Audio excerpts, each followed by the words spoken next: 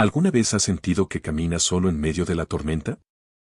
La soledad duele más cuando crees que nadie ve tu lucha interior.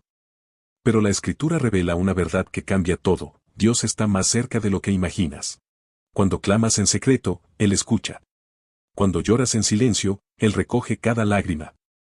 No hay lugar tan oscuro donde su luz no pueda alcanzarte y sostenerte. Tu dolor no es ignorado. Tu clamor no cae en vacío.